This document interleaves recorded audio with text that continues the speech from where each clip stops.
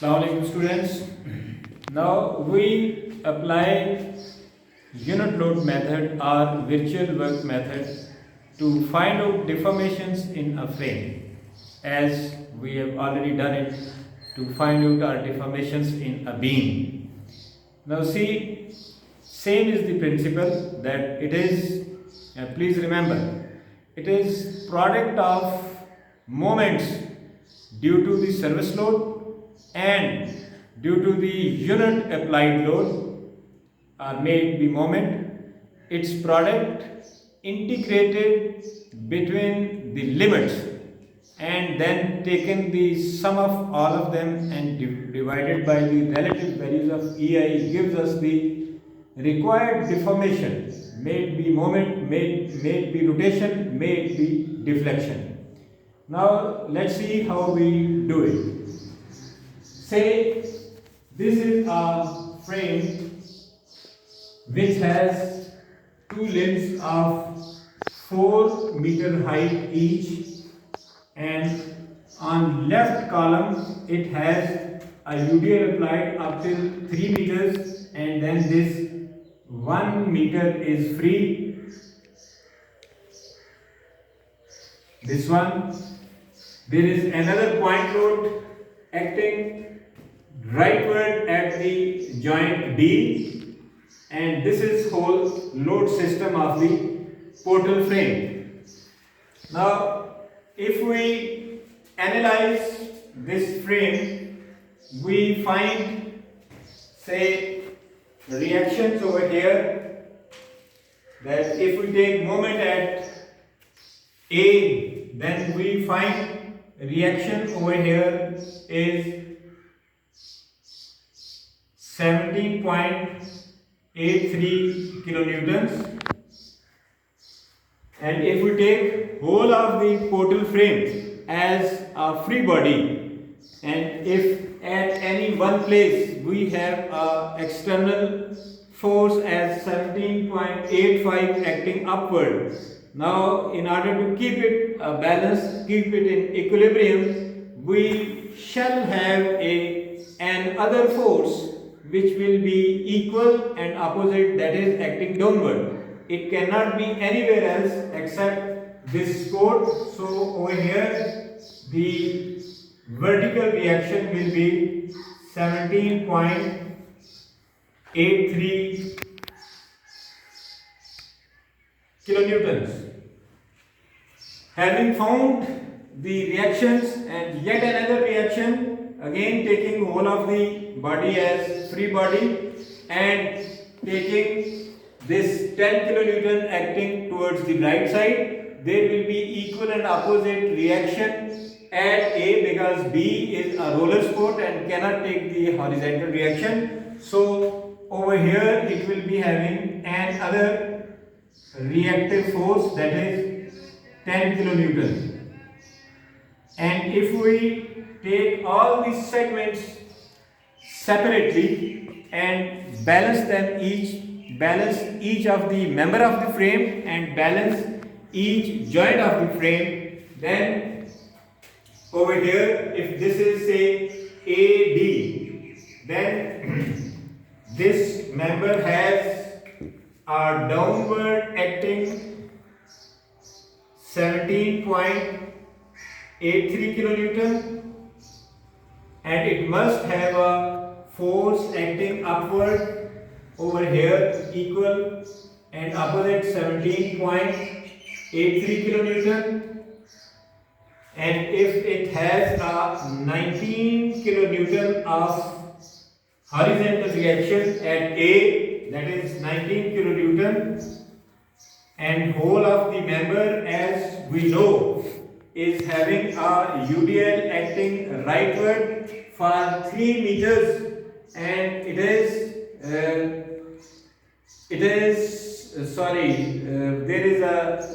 is a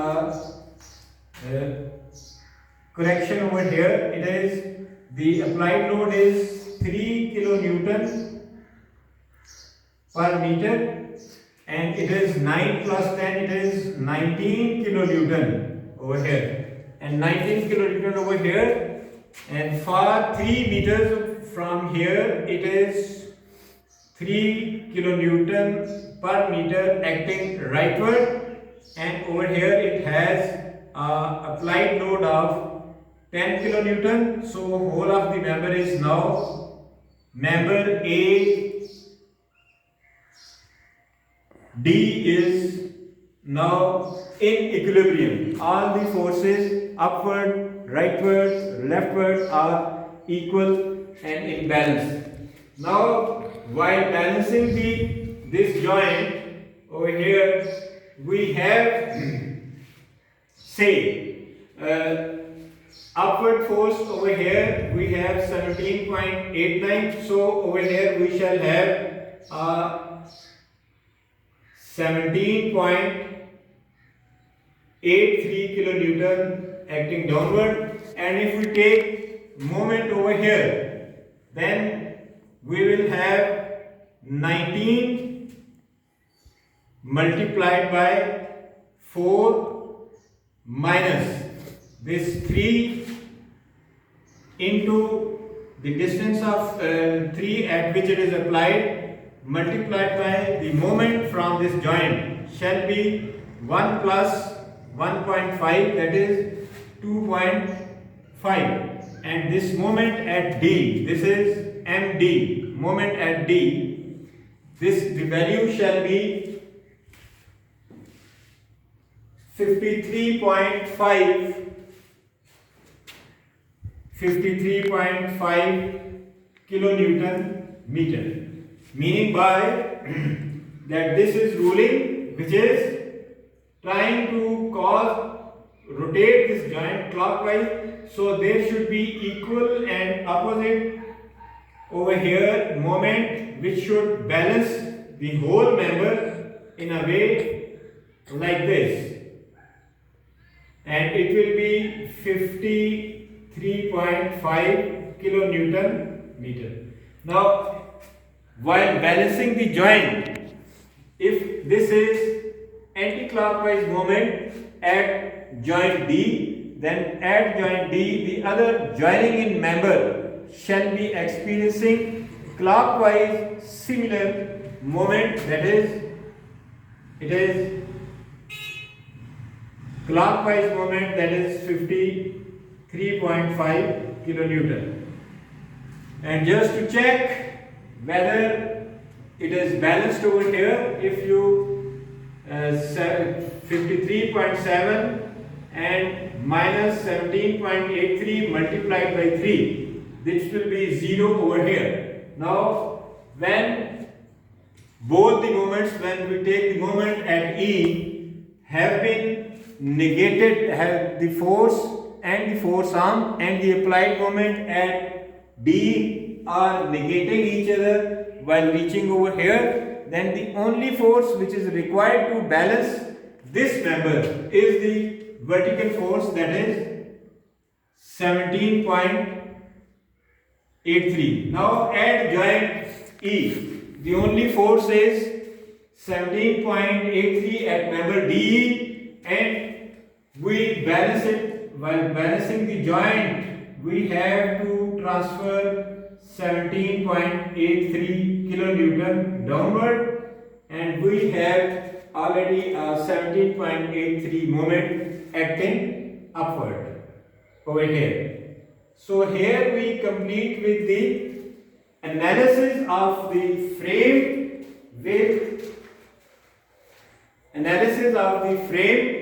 due to applied load or due to service loads, that is 17.83. Now since our requirement is to find out deflection, horizontal deflection at point B. So please remember that our requirement is to find out the horizontal deflection at B. Now for that, according to the given procedure, according to the procedure suggested by the mathematicians, is that we apply a unit force for the deflection or for the translatory deformation. We apply a unit load in the same direction, and again we analyze the structure. Now, if this whole of the structure is having only one force, that is horizontal force applied at B acting towards right side, now this whole of the frame will have none other reaction than a horizontal reaction at A, equal and opposite reaction at A. So it is very simple analysis of this unit load applied. Now the analysis of the same frame for unit load applied at the point where we want to find out the translatory movement or deflection, that is joint B.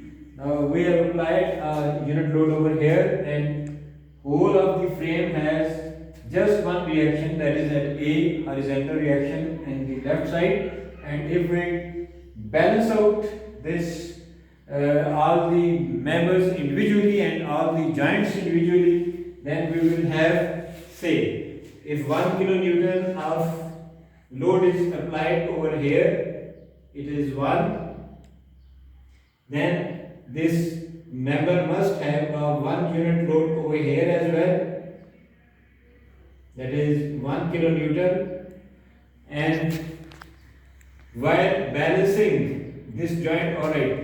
No, but a moment over here as well. If you take the moment over here, then the moment over here, the balancing moment should be in this direction, while coming from over here, it will be 1 into 4. 4 kilonewton meters. Right? Now, while balancing this joint, we will have if it has a unit load acting leftward side, then it must have a unit load acting in this direction, and this 4 kilonewton applied clockwise, and over here it must have a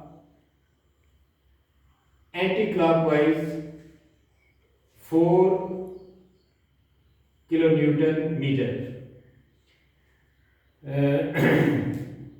Again over here as well, while balancing these forces over here, we will have 1 kilonewton over here, so that this member is balanced, 1 kilonewton rightward, 1 kilonewton leftward, and this 4 kilonewton meter clockwise, because it has an anti-clockwise moment over here, so it is over here. Now at this joint, at joint D, the 1 kilonewton meter leftward must be balanced out with 1 kilonewton acting rightward, and this clockwise moment should be, in order to keep this joint balanced, we should have 4 kilonewton meter in the anti-clockwise direction. Now over here we have already 1 kilonewton of reaction, that is external force, 1 kilonewton acting towards left side. So this takes care of this 1 kilonewton which is on this member, and if we take moment over here, that will be 0, because 4 kilonewton meter of applied moment on anti-clockwise direction, and this 1 kilonewton with the 4 meters of moment on is balancing it out over here and negating it. So that is, it is balanced. Now getting into the SOP, getting into the procedure, making the table and integrating all these segments. These two free body diagrams will help us in filling up that table. See, if this is a table and over here we have 3 members, but we have 4 segments, reason being that member AD has a discontinuity in terms of applied loads, because the applied load, that is UDL, on the vertical member on left side is not applied on complete member. It is applied only 3 meters starting from the support A, and rest of the 1 meter is divide of this UDL, and another load is applied over at the joint. So we will have to write 2 bending moment equation for this member, giving due respect to the discontinuity in terms of loading. So we have relative values of I also can be mentioned over here. It is 2I, this is 3I, and this is single I. So filling up the table, say first column for the segment, second for the origin of the ordinate, third one for the relative I value, and fourth one for the capital N, and fifth one for the small n, that is bending moment equations due to the single unit load applied. So let's have the first segment as AC, segment AC, and let's originate its axis or its ordinate from A,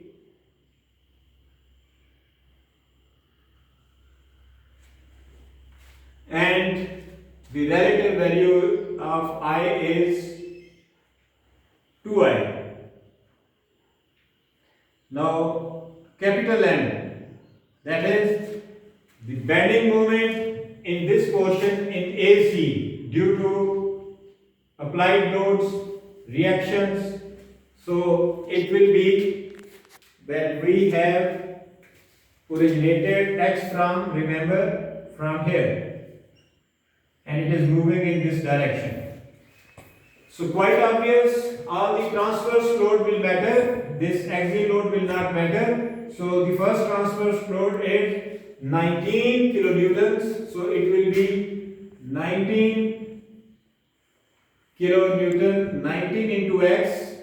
Let's not write the units of load. 19 multiplied by the moment arm, that is x, and the other one is opposite of that, right? It is causing hawk, shall be with the sign minus sign, and it will be 3 into x will be the total load, and it is acting at x by 2. So it will be 3 divided by 2 into x square, meaning by 1.5 x square.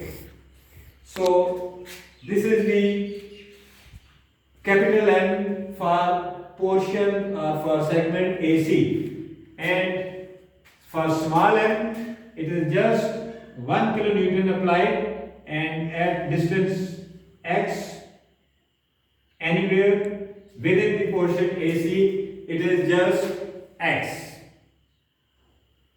and it is positive. Alright, so here we have written the equations for segment AC. Now getting into the CD and taking our origin again at A, and the value of course remains same over here 2I. Now the equation over here shall be 10x plus 4.5, and of course for small m the unit load, the value shall remain x. So here we are finished with two of the members, and now we move towards the member DE. Now in member DE we have relative value of I as 1. The relative value of in DE, we take origin at say D, and the relative value of I is 1, and while writing equation of moment over here, we are starting, remember, x from this side and it is somewhere over here. So this is positive, causing sag 53.5, a positive moment, and the force causing hog is 17.83 along with the moment on x, so it is 17.383 into x.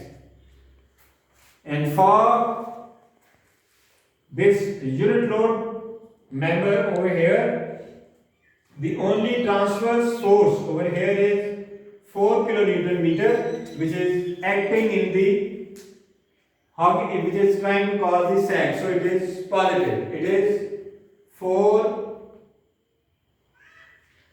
plus 4. Alright.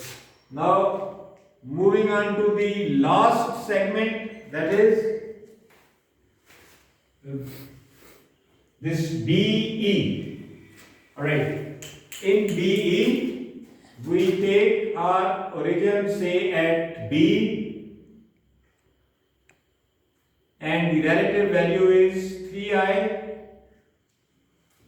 The moment for applied load will be 0 because there is no transverse force over here due to the service load. So the value over here for capital M shall remain 0, and value for small m is immaterial. However, even then we can write it will be x because we have to take the product of all these.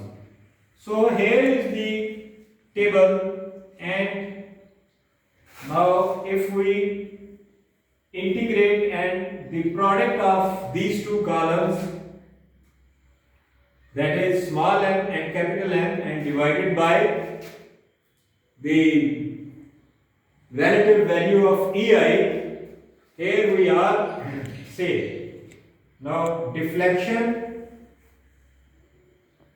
at B is equal to, first of all for the first segment, that is 0 to 3 meters, and it is capital M 19x.